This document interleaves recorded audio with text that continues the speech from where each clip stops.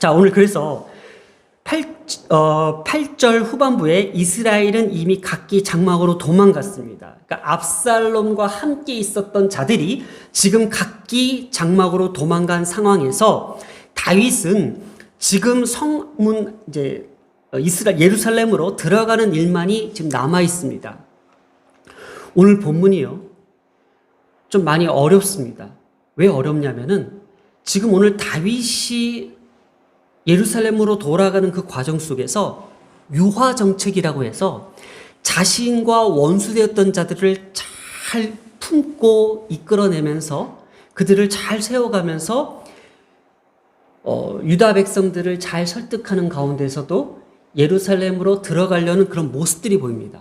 그러면은 우리가 그냥 이것을 성경으로 그대로 잘못 해석을 하게 되면은 역시 다윗은 자신이 원래 있었던 자리로 돌아가는 것, 불법적으로 그들이 왕을 밀어내고 불법적으로 압살롬을 기름 부어 세워서 다윗을 쫓아내면서 지금 와서 다시 다윗이 자기의 자리로 돌아가는 그 정당한 것들, 그 합법적인 것들을 지금 다윗에게는 너무나도 당연한 일임에도 불구하고 어떤 자신의 무력과 힘으로 들어가려고 하지 않고 그들을 설득하며 그들을 품고 그들과 함께 예루살렘으로 들어가려고 하는 그런 모습이 마치 다윗이 정말 이렇게 유화 정책을 펼치면서 들어가는 그 모습이 참 왕 같은 모습이다, 지도자의 모습이다라고 판단할 수 있습니다. 그러나 오늘 성경을 하나님의 나라의 관점으로 보며 하나님의 주권과 하나님의 통치의 관점으로 보지 않으면은 우리가 하나님께서 이 말씀을 열어주시지 않는다면은, 하나님께서 오늘 이 말씀을 우리에게 확실하게 들려주시지 않는다면은 우리는 잘못된 해석에 빠질 수가 있습니다. 한번 보겠습니다. 지금 이스라엘 백성들이 막 도망갔다고 했어요. 그리고 9절을 보면은 이스라엘 모든 지파 백성들이 지금 변론하고 있습니다. 이 변론하는 게 뭐냐면은 지금 예루살렘으로 다시 들어올 다윗 왕을 어떻게 모셔올까에 대한 것을 지금 서로 변론하고 있다라는 거예요. 그래서 보세요. 다윗에 대한 평가입니다. 우리를 원수의 손에서 구원하여 또 우리를 블레셋 사람들의 손에서 구원하셨으나, 이것이 다윗이 가지고 있는 업적입니다. 그래, 다윗은 정말 그런 왕이었어. 우리를 그 원수에서, 이방 족속에서부터, 그리고 이방 족속에서 가장 강력한 군대가 어디였어? 블레셋으로부터 그들로 손에서부터 우리를 건져내셨고, 그런데 이제 압살롬을 피하여 그 땅에서 나가셨고, 이 땅이라는 개념을 지금 이들이 펼치고 있습니다. 그리고 10절을 보세요. 우리가 기름을 부어 우리를 다스리게 한 압살롬을 싸움에서 죽었거늘. 이게 뭐냐면은 사울이나 다윗은 백성들에게 하나님 앞에 기름 부을 때 여호와 앞에서라는 단어를 써요. 사울이나 다윗은 하나님 앞에서 기름 부음 받은 합법적인 왕이었어요. 그러나 압살롬은 누구예요? 그냥 백성들이 기름 부어서 세운 왕. 어떤 압살롬의 외형적인 모습들, 그리고 압살롬이 가졌던 어떤 대세들, 또 압살롬이 끌고 갔었던 어떤 정치적 세력들, 이런 분위기 속에서 백성들이 따를 수밖에 없었고, 백성들은 그곳에 그냥 쫓아갈 수밖에 없었기에 그냥 불법적으로 왕을 세웠던 것을 지금 이야기하고 있다는 거예요. 그러니까 우리가 기름 부어서 그냥 다스리게 한 왕이라는 거예요. 그런데 그랬거늘 어찌하여 왕을 도로 모셔올 일을 잠잠하고 있느냐, 이게 누구한테 하는 얘기가 중요한 거예요. 자, 지금 이스라엘 백성들이 서로 변론하고 있다고 얘기했습니다. 그런데 변론하는데 이때에 왕을 모셔야 되냐 말아야 되냐, 만약에 왕을 다시 모셔올 경우에는 어떤 일이 벌어질 것 같아요? 한번 상상해 보세요. 자신과 대항해서 싸웠던 이스라엘 백성들을 왕이 돌아오면은 압살롬의 편에 섰던 사람들은 다 죽어요. 그러니 다시 불러오는 그 문제 속에서 가장 입 다물고 있는 족속이 어디냐면 유다 지파라는 거예요. 이 유다 지파가요, 압살롬을 왕으로 추대하는 데 가장 앞장선 이 족속이었던 거예요. 그래서 지금 왕을 도로 모셔오는 일에 왜 잠잠하느냐는 것을 지금 서로 변론하고 있다는 거예요. 그래서 우리가 또 한편으로 살펴봐야 될 부분이 그 땅이라는 개념이에요. 지금 계속 우리가 하나님의 나라에 대한 관점을 가지고 우리가 보고 있는데 9절에 보면 이 그 땅이라는 개념을 우리가 한번 보겠습니다. 그 땅에서 나가셨고, 영어 성경에서도 이것을 나라라고 표현합니다. 원문의 의미에서는 히아레츠라고 해서 하나님께서 그 조상 여호수아를 통하여 이스라엘에게 기업으로 주신 그 땅을 이야기하고 있어요. 약속의 땅입니다. 바로 하나님의 나라, 하나님이 통치하시는 나라, 하나님께서 다스리시는 그 나라를 이야기하고 있어요. 그러면 지금 다윗은 어딜 나갔어요? 그 땅을 나갔다는 것은 하나님께서 다스리시고 하나님께서 통치하시는 그 나라에서 쫓겨난 거예요. 그러나 하나님께서 다시 다윗을 이 나라, 이 땅으로 불러 모으시려는 모든 계획이 있다라는 것을 우리는 주목해야 된다라는 거예요. 사람들의 힘에 의해서, 사람들의 모의와 사람들의 변론에 의해서 다윗을 다시 불러 모으는 것이 목적이 아니라 하나님께서 다시금 이 땅으로 불러 모으시는 목적이 있다라는 것이 오늘 본문의 핵심으로 가지고 와야 된다라는 거예요. 여호수아 때 1장 6절에도 그들에게 주리란 그 땅이 바로 하나님께서 허락하신 그 땅을 이야기한 거예요. 바로 히브리인들에게는 그 땅이 유일한 기업이자 그들의 땅의 개념은 나라의 개념이었다는 거예요. 그러면 지금 이 나라가 갖고 있는 이 개념은 하나님께서 다시금 예루살렘으로 이 땅으로 불러주시는 그 목적이 하나님에 달려 있음에도 불구하고 오늘 다윗이 어쩌면은 그렇게 인간적인 마음과 인간적인 판단과 인간적인 계획으로 이런 유화 정책을 벌였을까라는 거예요. 왜 그랬을까요? 바로 이 유다 지파 때문이었어요. 유다 지파 때문에. 조금 전에 말씀드렸듯이 이 유다 지파는 압살롬을 왕으로 추대하는 데 가장 앞장섰던 자들이었습니다. 그래서 지금 그 유다 지파가 다윗에게는 가장 걸림돌이 되었어요. 한번 보겠습니다. 11절에 자 이제 다윗이 이제 먼 발치에서 들었습니다. 아 그래 나를 지금 다시 왕을 돌려놓는 일, 다시 도로 모셔오는 일, 지금 10절에도 보면은요 왕을 도로 모셔오는 일, 11절에도 보면은 왕궁으로 도로 모셔오자 하는 일, 그 다음에 또 왕궁으로 모셔오는 일, 12절에도 왕을 도로 모셔오는 일, 도로 모셔오다 하는 거, 이 슈브예요, 슈브. 제가 회개라는 단어를 쓸 때 이 히브리어 원문 이 슈브를 자주 얘기했어요. 뭐냐면은 돌이키게 하다라는 거예요. 불법적인 것에서 합법적으로 돌려놓는 일, 회복하다는 의미를 갖고 있습니다. 예루살렘으로 황궁시키는 것이 제자리로 돌려놓는 일, 바로 하나님께서 돌려놓는 일을 이야기하고 있는데 지금 다윗은 자기 스스로 이것을 돌아가는 일을 모색하고 있다는 것을 보여주는 것이 바로 11절에 다윗이 자기가 스스로 나서기가 뭐하니까는 제사장 사독과 아비아다를 보냅니다. 두 제사장에게 소식을 전하게 이릅니다. 누구에게요? 제가 아까 말씀드렸죠? 이 유다 지파 장로들에게 가서 얘기하라는 겁니다. 왜냐? 지금 이 유다 지파들이 요지부동하는 거예요. 자기네들이 지금 어떻게 해야 될지 모르겠는 거야. 지금 왕을 다시 모시고자 하니 자기네들이 죽게 생겼고, 아니면 지금 압살롬이 죽었으니 압살롬 중에서 같이 함께 있었던 군대장은 누구였어요? 아마사가 있었잖아요. 다윗의 군대장관은 요압이었죠.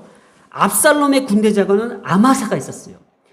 이 다윗의 누이의 아들들 다 조카들이에요. 요압도 조카고 이 아마사도 조카라는 거예요.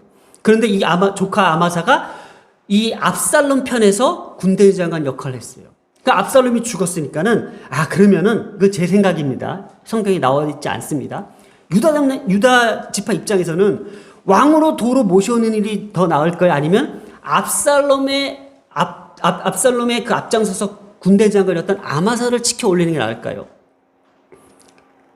아마사를 올리는 게 낫지 않을까요? 아마 그래서 이들이 주저하지 않았나. 이것을 다윗이 알고 사독과 아비아다를 보내서 유다 장로들을 만나게 합니다. 그리고 온 이스라엘에게 왕궁으로 도로 모셔오는 말을 지금 함께 이야기를 하고 있습니다. 그러면서 이렇게 얘기합니다. 너희는 유다 지파가 어디예요? 유다 지파는 우리가 잘 알듯이 북쪽 이스라엘은 사울의 가문이 가장 그 중심이 되었고, 남유다 지파들은 다윗이 사울의 왕에 쫓겨 있을 때에 얼른 사울이 죽자마자 이 유다 지파들이 다윗을 왕으로 추대했던 민족이 이 유다 지파란 말이에요. 그런데 지금 어느 날 갑자기 다윗은 쫓겨나 있고 압살롬을 추대했던 것이 또 유다 지파라는 거예요. 근데 이 지파들이 지금 머뭇거리고 있을 때에 다윗을 통해서 이렇게 이야기합니다. 너희는 내 형제요 내 골육이거늘 너희는 어찌하여 왕을 도로 모셔오는 일에 나중이 되려. 그러니까 너희는 나를 내 형제요 내 골육이요 내 피 같은 형제들이요 나를 왕으로 세웠는데 어째요 지금 왕을 도로 모셔오는 일에 지금 머뭇거리고 있고 지금 멈춰 있느냐, 이렇게 이야기를 하고 있는 거예요. 그랬더니 다윗이 이렇게 얘기합니다. 너희는 또 아마사가 등장하죠. 지금 제가 그래서 제 나름대로 그런 추측을 해보았다라는 거예요. 지금 아마사가 등장하고 있어요. 다윗이요 이 아마사를, 요압을 살짝 제껴놓고 아마사를 내가 지금 내 군대 장관으로 세우겠다라고 지금 이야기하는 장면이 나옵니다. 보시겠습니다. 13절에 너희는 또 아마사에게 이르되 너희는 내 고륙이 아니냐. 그러니까 맞죠, 조카죠. 내가 요압을 제껴놨죠. 항상 내 앞에서 지휘관이 되지 아니하면 하나님이 내게 벌을 내리시고, 그러니까 내가 만약에 너를 아마사를 내 지휘관으로 세우지 않으면 하나님께서 나를 벌을 세우실 거다. 그러니까는 걱정하지 말고 내가 너희들에게 보복하지 않을 것이고 내가 너희들을 그 유다 지파들을 내가 가서 너희들을 징계하지 아니할 것이고 내가 아마사를 앞장 세워서 나를 지휘하게끔 만들 것이다. 보세요. 이 다윗이 지금 어떤 움직임을 보고 있어요? 아마사를 하나 딱 움직이면은, 아마사를 내 편으로 만들면은 다른 유다 지파들이 다윗이 지금 우리를 해하지 않겠구나라는 것을 안심시키려는 어떤 인간적 이해관계를 지금 만들어가고 있다라는 거예요. 이해 가셨어요? 다윗은 이렇게 해서 내가 예루살렘으로 들어가기 더 수월할 것이라고 생각했던 것 같습니다. 그래서 지금 이것이 인간의 이해관계냐 아니면 하나님의 공의냐라는 것을 우리가 한번 짚어봐야 돼요. 하나님의 공의적 관점에서 한번 살펴보겠습니다. 아까도 말씀드렸듯이 유다 지파들은 하나님께서 기름 부으신 종을 내쫓아내고 압살롬을 추대하며 압살롬과 함께 이 아마사는 다윗을 향하여 공격했던 자들입니다. 마땅히 하나님의 심판과 하나님의 공의가 펼쳐져서 이것을 징계하고 이것을 징벌해야 되는 것이 마땅한 것이지만 다윗은 이것보다도 인간적 이해관계를 지금 펼치고 있습니다. 압살롬이 헤브론에서 왕이 되었던 사실, 바로 유다 지파가 압살롬에게 지금 기울어져 있다는 것, 그리고 다윗의 지금 생각입니다. 그래서 유다 지파만이 지금 침묵을 지켰던 이유, 그리고 아마사에게 혈연 관계를 언급하면서 다윗의 군대 장관으로 지금 회유를 지금 시도했다라는 이 점을 비롯해서 지금 다윗은 하나님의 공의보다 인간적인 어떤 술수, 인간적인 어떤 이해관계를 가지고 예루살렘으로 그 땅을 차지하려고 하는 것이 아닌가라는 거예요.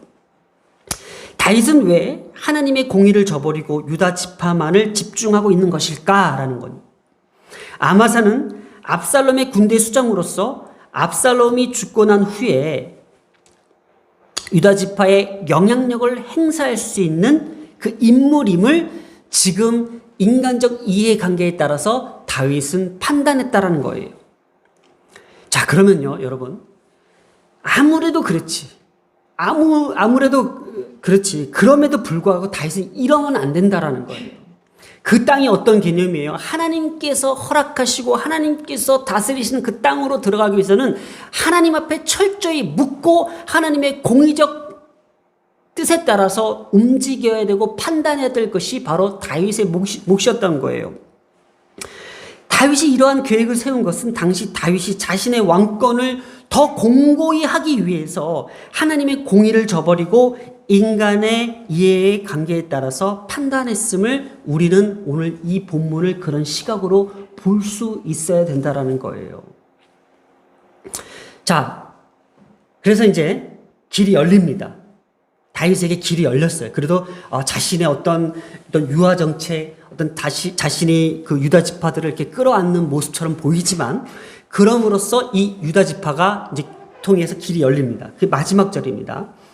자, 14절도 한번 잠깐 볼까요? 14절도 보면은 14절에 이제 아까 다윗의 어떤 그 인간적 이해관계를 통해서 유다 사람들의 마음을 하나같이 기울게 하매, 이제 모든 자기 사람들, 유다 지파리 자기와 등 돌렸던 사람들을 자기 편으로 다 이렇게 돌렸다는 표시입니다. 그리고 이제 그들이 왕께 전가를 보내어 이르되 당신께서는 모든 부하와 더불어 자 슈브 돌아오소서라고 합니다. 그리고 15절에 왕이 돌아와 요단의 이름에 유다 족속이 왕을 맞아 요단을 건너가게 하려고 길갈로 오니라. 길갈로 오니라. 저도 이 하나님 말씀을 정말 받는데 많이 힘이 들었던 부분이 바로 이 길갈이었습니다. 암만 생각해도 다윗이 옳은 것 같아요. 다윗의 행동에서 있어서 다윗이 참 많은 사람들을 저렇게 품고, 오늘날 목회자들도 맞는 것 같아요. 성도들이, 양들이 잘못된 길을 가도, 그게 맞습니다. 그게 옳습니다. 해서 품어서라도 교회 안으로 불러들여야 되고, 늑대든 일이든 다 그냥, 그게 맞습니다. 당신이 옳습니다. 당신이 참, 하나님의 자녀들입니다. 하면서 다 불러들이는 것이 맞습니다. 어떤 인간적으로 목회자가 해야 될 몫인 것 같습니다. 그래서 저도 해석을 그렇게 하기 시작했는데, 저는 이 길갈이라는 부분에 대해서 다시 한번 제 마음을 돌이키게 됐다는 것을 오늘 말씀을 드립니다. 자, 볼게요. 15절을 계속 보세요, 지금. 저도 15절만 계속 보았습니다. 자, 왕이 돌아왔어요. 성공적으로 돌아왔습니다. 그리고 요단의 이름에 유다 족속이 왕을 맞아, 그리고 요단을 건너가게 하려고 길갈로 왔다라는 이 장면을 한번 볼 때에 이 길갈이라는 것에 대한 분명한 목적이 있었다는 거예요. 동사 셋을 사용한 이유가 뭘까라는 거예요. 여기 보면은 뭐뭐하기 위하여, 투부정사죠. 영어로 말하면 이게 뭐뭐하기 위하여, 이 히브리어도 라벳을 사용했다라는 거예요. 분명히 이 길갈로 가기 위한 이 움직임이 뭘까라는 거예요. 보면은 만나기 위하여, 맞아, 그죠? 맞다, 맞이하다, 초대하라는 의미를 갖고 있는 동사를 썼어요. 그리고 건너가게, 이 건너가다는 의미를 가진 동사. 그리고 뭐뭐 하려고, to go, 가다라는 뜻을 갖고 있는 동사를 썼는데, 바로 이 길갈로 향하는 이 분명한 목적에 의해서 하나님은 오늘 우리에게 이 분명한 목적을 가지고 길갈로 하나님께서 보내셨던, 가게 하셨던 그 이유가 뭘까라는 거예요. 바로 이 길갈에 대해서 한번 살펴봅니다. 이곳의 이름은 길갈이라고 합니다. 바로 구르다라는 뜻이에요. 이곳은 여호와께서 할례를 통하여 이스라엘이 애굽에 당했던 수치를 굴러가게 하셨다. 그냥 하나님께서 다 떠나보내게 하셨다라는 영적으로, 역사적으로 의미가 있는 장소가 바로 이 길갈이라는 거예요. 그래서 우리가 이 길갈을 살펴보려면은 여호수아를 우리가 좀 봐야 됩니다. 여호수아 시대 때에 이곳에서 이스라엘 백성들이 출애굽을 했던 그 사건이 있었습니다. 그때에 첫 해에 이들을 유월절을 지내기 위해서 남자 아이들에게 할례를 행했습니다.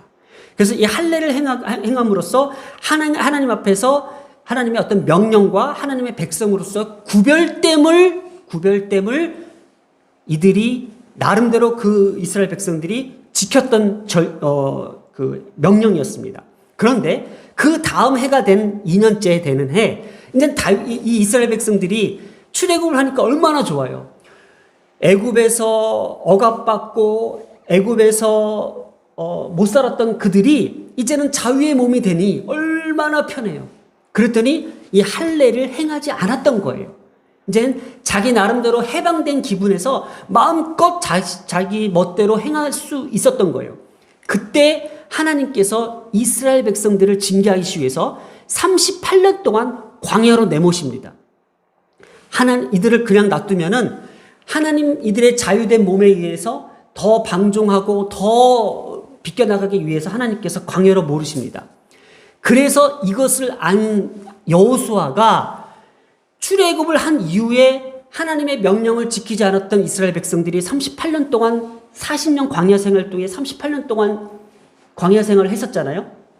그리고 지금 하나님께서 또 이스라엘 백성들에게 요단을 마르게 하시고 그 2세들을 그 요단을 건너서 지금 길갈에 머물게 하셨어요. 길갈에 머물게 하셨어요. 그때 여호수아가 자신의 선조들이 하나님 앞에 명령을 어기고 하나님 앞에 징계를 받았던 그것을 알았기에 지금 그 2세들에게 길갈에게 돌을 세웁니다. 그러니까 자녀들이 물어봅니다. 이것이 무엇입니까? 라고 물어봅니다. 그때에 여호수아가 자녀들에게 부모 세대 때에 하나님께서 옛적에 펼쳐주셨던 그 역사적 의미들을 세우기 위해서 12돌을 그쪽에 길갈에 세우고 그곳에서 다음 전투가 아이성 전투인데 그때 할례를 행했던 곳이 바로 길갈입니다. 오늘 제가 좀 제주체가 많죠. 왜냐하면 너무 중요해서. 너무 기가 막히지 않아요? 그때 할례를 여호수아가 행합니다. 남자아이들에게. 왜냐? 두 번 다시 우리가 하나님 앞에 그러한 범죄를 저지르면 안 된다라는 거잖아요.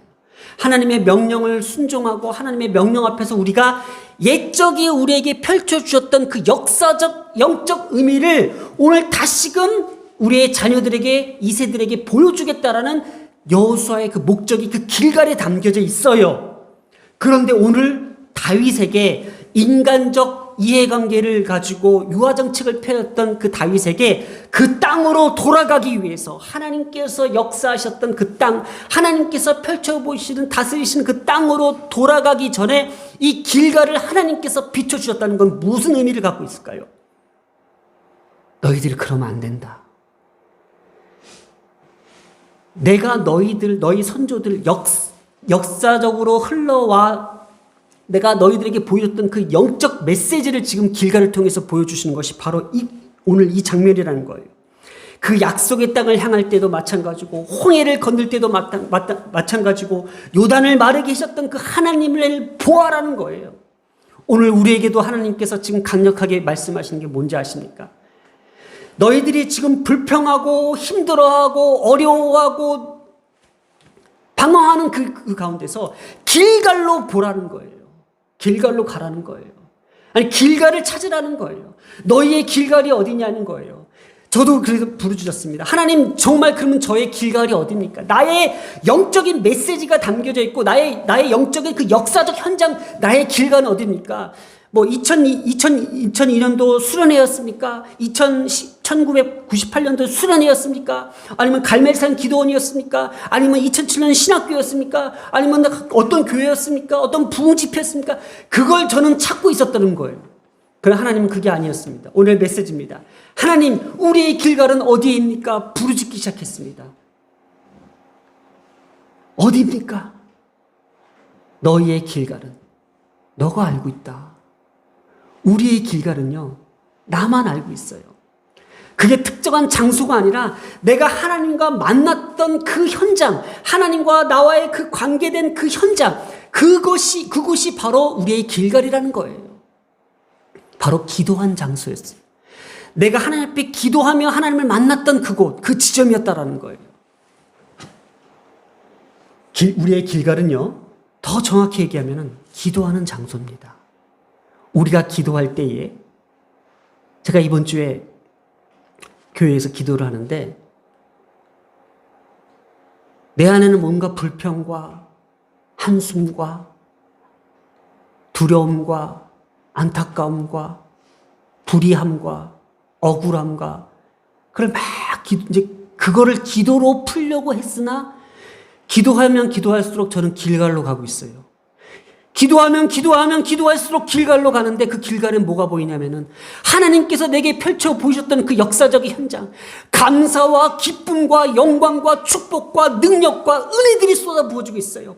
하나님께서 이스라엘 백성들에게 홍해를 가르시며 여호수아를 통해서 요단을 마르게 하셨던 그 역사의 현장으로 저도 들어가보면서 그곳에서는 더 이상 불평과 시련과 어려움과 두려움과 가난과 악함이 없이 그냥 감사와 은혜와 축복의 샘이 터져나기 시작합니다. 바로 우리가 기도하는 그 현장이 길갈이라는 거예요. 기도할 때에 우리에게는 길갈이 보인다라는 거예요. 우리가 기도할 때에 그 길갈에서 보여줬던 그 은혜들이 우리에게 솟구쳐 오른다라는 거예요. 기도라는 것은요, 우리의 문제를 해결하기 위해서 우리가 부르짖는 현장이 아니라는 거예요. 우리가 기도할수록 우리는 하나님께서 그 길갈로 비춰주시고 그 길갈로 인도해 주신다라는 거예요. 기도하지 않기 때문에 불평하고요, 기도하지 않기 때문에 내 삶의 현장이 지금 이런 거예요. 내 삶의 현장이 이렇기 때문에 내가 기도해야 되는 게 아니라 내가 길갈이 없기 때문에, 내 현장에 길갈이 없기 때문에, 내가 기도하는 현장이 없기 때문에 내 형편이 이렇게 된 거라고요. 배가 부르니까는 맛이 없는 거예요. 배가 부르니까 기도하지 않는 거예요. 배고픈 자들에게는 기도하게 되고요, 배고픈 자들에게는 먹게 된다라는 거예요. 아, 내가 기도하지 않았구나. 내가 배가 불렀구나. 기도하지 않는 자들에게 불평이 있는 거예요. 기도하지 않는 자들에게 헛된 것들이 보이기 시작하는 거예요. 그러나 기도하는 자들은요, 그 길갈로 들어가게 됩니다. 기도할수록 그 길갈의 현장에서 하나님의 역사적 영적 메시지가 우리 가운데 펼쳐지기 시작합니다. 그것을 우리에게 하나님께서 이끄시길 원하는 거예요. 하나님, 우리의 길갈은 어디 있어요? 나에게 주셨던 축복은 어디 있어요? 라고 할 때에 하나님은 우리에게 다시 한번 말씀하십니다. 너희의 길갈은 너희가 알고 있다. 그 현장을 오늘 하나님께서 우리에게 보여주시고 그 현장을 다시 한번 우리에게 목도하게 하십니다. 우리의 길갈은 어디 있다고요? 우리가 기도하는 순간, 우리가 기도하는 그 가운데에 하나님께서 우리에게 펼쳐주실 그 역사적 영적 메시지를 우리에게 다시금 보여줄 거라고 합니다. 우리는 오늘 길갈을 주목해야 됩니다. 우리는 오늘 길갈을 기억해야 됩니다. 우리는 오늘 길갈에서 영적 메시지를 받아야 됩니다. 그리고 오늘 우리는 길갈을 통해 나를 돌아보아야 된다는 것입니다. 기도하겠습니다. 오늘 나를 길갈로 부르시는 하나님, 나의 수치를 걷어주시고 길갈에 섰습니다. 이곳에서 주님을 다시 바라봅니다. 하나님, 오늘 이 자리가 하나님께서 다시 한번 우리 신앙 가운데에 길갈을 통하여 영적 메시지를 부어주시는 거룩한 시간 되게 하심을 감사드리며 이 모든 말씀 우리 주 예수님의 이름으로 기도드렸습니다. 아멘.